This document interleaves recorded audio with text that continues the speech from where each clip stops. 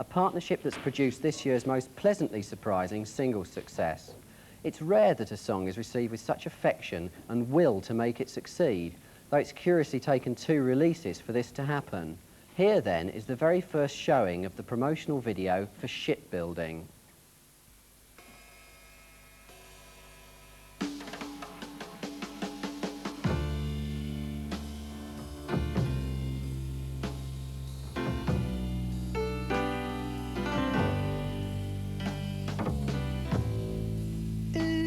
Worth it? A new winter coat and shoes for the wife, and a bicycle on the boy's birthday. It's just a rumour that was spread around town by the women and children. Soon we'll be shipbuilding.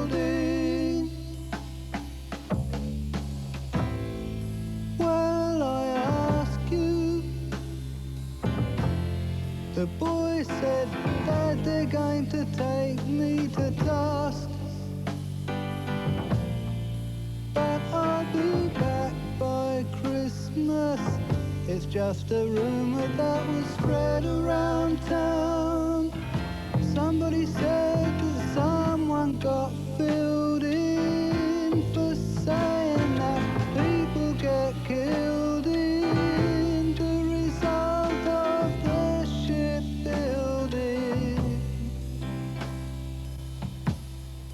With all the will in the world, diving for dear life, when we could be diving for pearls.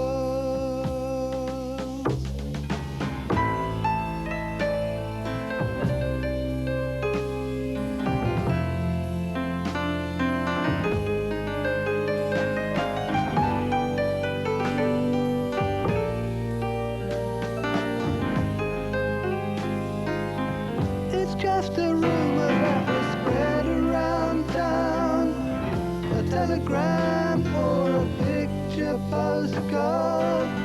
Within weeks they'll be reopening the shipyard and notifying the next of kin once again. It's always Gilding. We will be shipbuilding.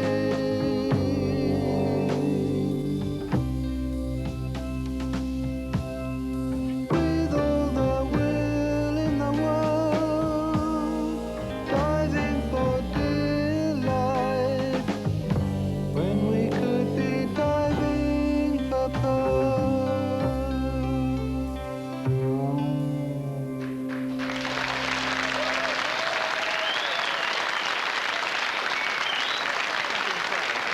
I'd like a bit there, please.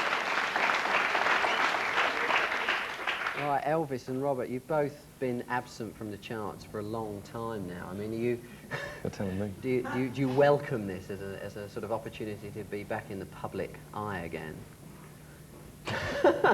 Elvis. Well, I'm not really, you know, it's only being asked to, on a programme like this, really, that brings me into the public eye. It's unusual for a writer to be called to account about something that he wrote a year or so ago when he didn't actually even record it himself. Right, what about you, Robert? Well, I've never been much in the public eye, but I just make noises, you know, and hide most of the time. I can't get away Hide with in it. Spain, That's is that right? right? Yeah. But I mean, you've come You out. watch the sales drop after the video. You know, oh, he looks like that. Oh, cool, you know. But you have sort of succumbed to the pop process enough to come here for a couple of weeks and do some promo on the thing. Yeah, is let's that- go. That's a good. Yeah, of course. Yeah. Well, You why? would, wouldn't you? Yeah, Wouldn't yeah. you? I suppose you always said, look, I've got a song for you. You know, what'd you do? You'd do it, wouldn't you? If No, I if could it was a sing, good I one, would. yeah, no, if I of could course, sing, yeah. I would. Yeah, yeah. How did the partnership originally come about then? Did you write the song kind of just with nobody in mind, or? Well, was it actually, specifically the for- instigator of the whole project was Clive Langer, who Yeah. wrote the music and, Right. was one of the co-producers along with Alan Winstanley of the record. He came to me with the finished track with the melody and said, write some words to this. And I took it away to Australia. We were on tour of Australia, And while last year's tragedies were happening, the idea of shipbuilding came into my head, and I wrote it in about 10 minutes. Right, this is one and of then your rang him up and said, I've written this song, I'm not entirely certain it's the song that you want, you know, because Yeah. I wasn't sure. Did he have any picture of what he wanted from it lyrically at all? Not really, no, he just left it up to me. Right, and but he had Robert in mind from the start. He The did, idea was he was writing a song for Robert, and he got stuck at the point of lyrics. And Right. asked me to write them. Yeah, and this was one of your sort of infamous hotel room specials, was it? You know, that you... Yes, I hope so, yeah. I didn't know they were that infamous, but... Oh, I think they are, yeah. There's a sort of idea that you languor in hotel rooms, you know, kind of banging out songs every night. Yeah, lurking around them. Yeah, is that in fact the case? I don't know, I never really thought about it all that Yeah. much. I seem to write a lot at night, Right. but that's about all I remember. Were you absent for most of the Falklands business then? Well, we were absent, but we were getting very, very exaggerated. I think the Australian press, I hope there are no Australians here, very notorious for being very sensational. And we were hearing third-hand reports, whereas we didn't have that guy, Ian MacDonald, you know, reading like he was reading the football results every day. We just had all these things. And I think that being away meant that the idea of the irony of building ships to send kids off to go and get murdered in, you know, it's not the kind of thought you would have come to mind if you'd been sitting there hearing all of these facts coldly told to you every day. Right, so it Perhaps was why I already wrote it. filtered through the sort of sensationalism of the Australian press. How did you feel about singing that lyric? I mean, did you... Well, it's really good. It's tailor-made, you know. I mean, Yeah, it's, I mean, it's the sort of lyric that you'd want to sing anyway. yeah, of course. I mean, it's funny noting in Spain the image we've got. It's sad, you know. We've got this image of a nation of homicidal maniacs, and it's not really fair, you know. I mean, it's not just, you know, they sort of think, well, football hooligans, and they see a row of glaring teeth in Gibraltar, and they just sort of, you know, we don't want that kind of image, you know. Were you already in Spain when the... Were you already living in Spain when the lyric kind of arrived? Well, the thing is, it's arisen recently because of this bit of show muscle around Gibraltar, you know. So it's just sort of... So it's they're sort at of it in the again. air in Spain. They're at it again, you know. Yeah.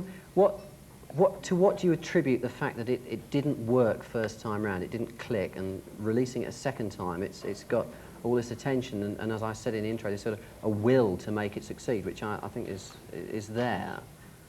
There's a lot of sympathy for the record. Why was that not the case first time round? I don't know, really. I think it's been taken up as a cause by a few people and championed in papers. It was championed at Christmas when everybody was doing their yearly review. I think that was quite often brought up as a record which you should have bought. And I suppose maybe they shamed some of the DJs that passed it up at last time. I don't know. More people have bought it this time. I think that's why. Yeah, Robert, do you think it has anything to do with the subject matter, that the distance in time makes that a bit more palatable now? I don't know. It's not a very clever answer, but I don't know. Do you have any thoughts on that? It could be. It could be. I wonder to what extent people instantly get that. I mean, get what it's about, or what, you know. Right. I think people more often listen to a tune, and I think it's a credit to Robert singing that the song is filtered through on daytime radio, where they usually naturally back off anything that's vaguely controversial, vaguely political, vaguely likely to cause offence. It would only take one letter to the BBC, I think, to have the record taken off. Do you two have any plans to do any further work together at the moment? Well, I know that Clive and I... Do you want to talk about it first between you? Yeah. I know that Clive and I would like to write some more songs for Robert, and you know, you can't make it any more than that if we write songs that Robert likes. Would you like to sing them? You know? Yeah, if they wrote them, I'd sing them. Sure. Right. Yeah. You write them and sing them. But have you got any work of your own that you're pursuing in the meantime? No, I haven't. I mean, that's why it's so beautifully timed, you know. I just sort of run dry, and then it's arrived, you know. Right, what about you, Elvis? I've just put out a single. Right, under the title of The Imposter. Yeah, which in a sense is perhaps lyrically related to shipbuilding. I wouldn't like to pin it onto shipbuilding any further than that. From my point of view, my input to shipbuilding, it's like a but it's a continuation similar of it. feeling of disillusionment or whatever. Could say that, yeah. Yeah, and that's like, yeah, you're not going to agree. And that's a trailer for your forthcoming album. Not necessarily, that's why I put it under the name of The Imposter. I didn't want it confused as the latest Elvis Costello and the Attractions single. I just particularly wanted it out now. It's available now until, originally it was a limited edition, now it's out until June the 9th when it'll be deleted. And we've got provision for a celebratory red vinyl 12-inch to be put out, you know, just in case, you know. Right. And... You won't be putting out a blue one and a, you know, sort of rather indeterminate coloured one to go with the other two We were thinking of having possibilities, a sort of cow dung kind of coloured one for the STP. Right, and your new album then will follow when? July, hopefully, when the lawyers stop arguing and right. somewhere put it out. Okay, Elvis Costello and Robert Wyatt, we'll talk to you later, but for now, thank you very much.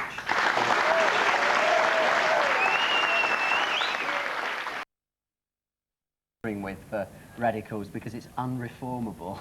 What exactly do you mean by that? It's hopeless. It's hopeless. Why are you here then? No, I think, yeah, no, it's a good question.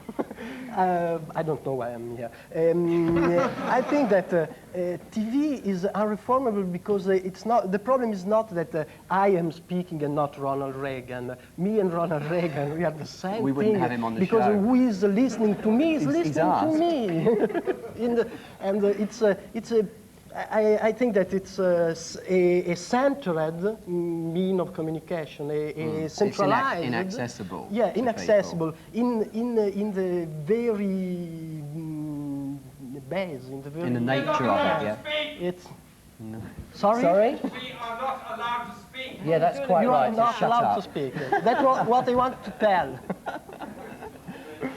Bruce, did you have any similar experiences in Berlin? I mean, with the young people there. I mean, do you get any impression of the sort of flavour of political action there amongst young people? Well, it's like a theatre there, I think. It sounds a bit like arty-farty to say that, but I mean, and you thought I'd say something arty-farty, didn't you? Well, I was hoping, yeah. Yeah, well, it seems like it's like an island and they all like go out and throw a few cobbles, but it's like a theatre. It's not, it doesn't seem to be for real. It doesn't, it's all like a bit of a performance. Is that to do with the sort of isolation of Berlin? Yeah, it's like being in a theatre, in a circus, and it's very, very theatrical, although I think it is very theatrical because I think there's this terrible fear that it... That what? Well, they all think that Easter's coming. I'm not thinking that's necessarily a bad idea, but they all have this terrible fear they're going to be, you know, so it's all like one big party, which gets a little boring after a while. Yeah.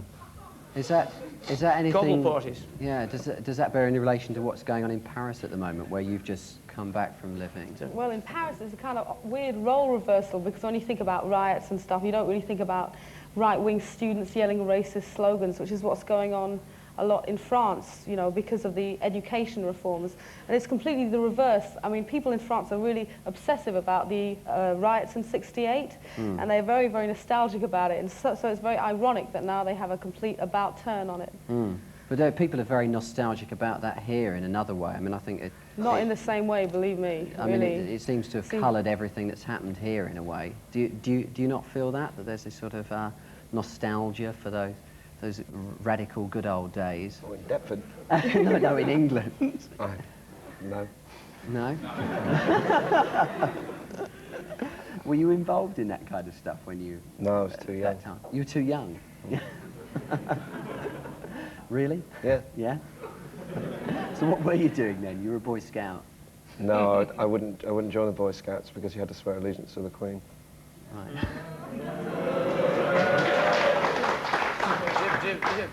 Hey? Nothing. Robert, do you have any impression from living in Spain about the colour of youth politics there?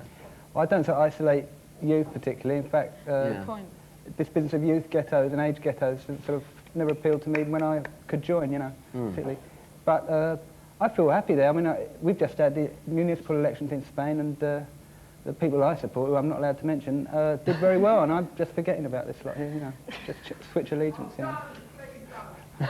Well, I just need cheering up, you know, and it's a good place to get cheered up. That's what is politically as well? Well, politically, just walking around the streets, you know, it's just a nice feeling. You were saying, Bifo, that the feeling of politics, radical politics, whatever you like to call it, in Italy is very depressed at the moment. Why yes, is that? I think so. Because the main problem in Italy today is repression. You know, 3,000 people are in jail today for things happened 10 years ago, 11 years ago. And 2.5 million people are unemployed. These are the main topics in the political scene in Italy. I see here in England or in Germany a new movement, an ecological movement, an anti-war movement rising and becoming more and more strong. That is not yet, this not exist. This does not exist in Italy yet. And I think that this is a symptom of something like a depression. You've been involved in video and music as well, haven't you? Rock music as well. I mean, what do you think of the place of those kind of quite frivolous media in something that's as It was not at all desperate as this? Yeah, it was not at all a frivolous movement, the musical and video movement in Italy, because it was quite connected with the defeat of movement. I think that music in Italy in the last years has been the most intelligent way of reflecting, of thinking on the defeat. It was really a music of defeat, but starting from this defeat is the beginning of a new possibility. Do you feel that kind of spirit running through music here? Music of defeat. I think there's quite a lot of that, yeah. I think it's very hard to get very watery-eyed about radical politics when, if people are stupid enough to vote the Tories in again, then they deserve everything they get. So I think it's only a limited amount of people that sit around congratulating themselves for being radical politics, interested in radical politics. And it's a depressing amount of people that are unemployed that will vote for them, and the depressing amount of people that evidently want to get, blown up in a nuclear war that are prepared to vote for policies which, against their welfare. You were nodding when Bifo was saying that music offered some way out of despair. I mean, does it have that function for you? Instead of, I don't know. I have nothing to say about that. I don't know. The more I think about it, the more confused I get. I don't know. It hasn't been really worked out, has it? What effect things have. I don't agree, because everybody knows that you can put on a record and it can make you feel really cheerful and give you strength. Yeah, I don't know if that's instead of doing any good. That's instead of doing any good.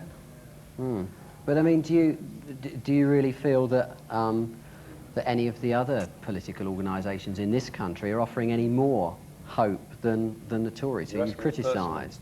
Yeah, I think so. Yeah. Well, I think it's just a question of not damning yourself to another 4 years of Margaret Thatcher. That it would be better.